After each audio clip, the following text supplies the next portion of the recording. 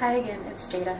I was going to give you guys a quick tour of the third Airbnb that we stayed at, or are staying at, while in Tokyo. There will be one more after this, so it'll make a total of 4, because we have just found out a few days ago that we got accepted to one of the apartments that we had applied to when we first came, the very first set of apartments we looked at. We hadn't heard back from them in over 10 days. I think it ended up being almost 12 days.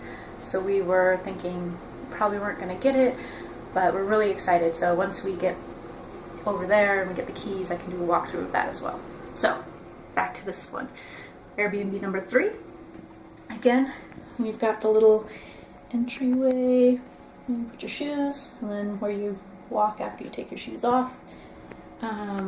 There's a washer in here.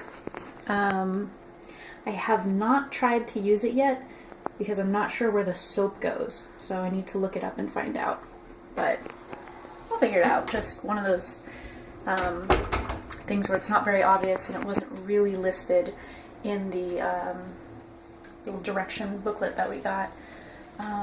Cabinet, so if you had some stuff you wanted to set, like umbrellas or whatnot, that's right as you come in, which is great because you're looking at almost the entire rest of the entire rest of the apartment right there. We've got the kitchen, got the bedroom in the back with the little balcony again. Oop, there it is. And yeah, we've got the bathroom. So we've got another sink that you can use right after you flush. This one has a bidet toilet, so if you look, you can see there's a bunch of little buttons on the side.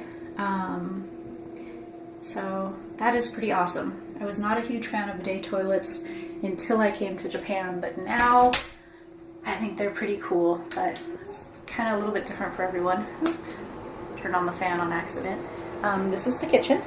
We've got 2 burners, pretty fancy. A little bit of space. You'll notice some of the toiletries because there's no room at all in the bathrooms. Little sink, again, a little bit of space. Really nice to have. Then we've got just your standard toaster oven, microwave, a little bit bigger of a fridge this time. So we don't really need it right now, but that's okay. So again, we're going to look at this. Is the bathroom, the bathtub room. I'm not really sure what you're supposed to call them. But yeah, so, you know, there's that. This one has the, I don't know if you can see down there, I'm really bad at this. There you go.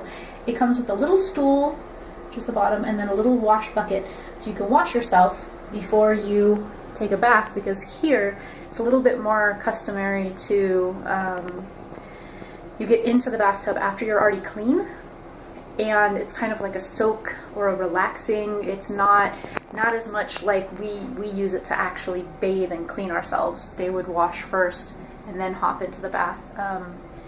And traditionally, I don't know how it is now, I have heard that it would go the oldest member of the family, so like the mom or the dad, and then each of the children afterwards. So they'd all use the same water, which is why you would want it to be really clean. So this is the bedroom. Sorry. It has all these little light switches, little dial to turn this darker, lighter. This is like an intercom. I'm not going to play with this though because I don't really know what it does.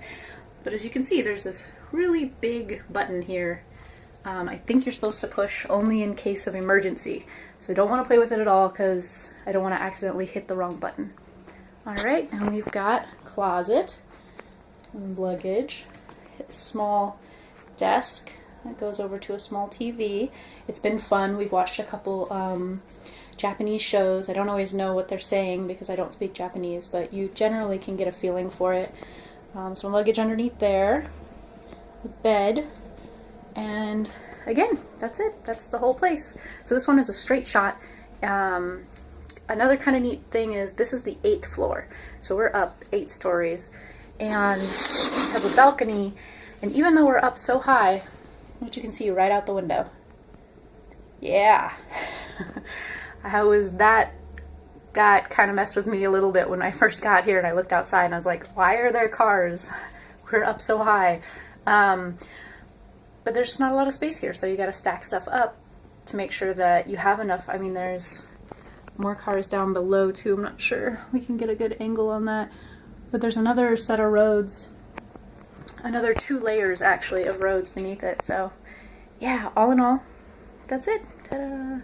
Done. Oh, really quickly, 2 more things actually. One of them, remember that push panel I was all excited to tell you about? It's this guy here. This is very grungy and dirty looking, but it's letting in a little bit of air. There's a crack so that air can come in without me having to open the balcony window, because the balcony window is very loud because of all the traffic. And you can adjust it by pushing it, let in more air, so wider, and even more air, and then close it. Sorry if that was loud. And the second thing I want to show you is, in a lot of the apartments here, they don't want you to drill holes in the walls or to hang things up or anything, and so what they'll have instead is they'll have this long bar. You can see it, it goes across the whole side of the room here, and it has these little pegs on it so that you could hang stuff from it if you wanted to. So if you wanted to hang something, you could put it on there. So that was kind of interesting. Alright, have a good day you guys, I'll see you again soon.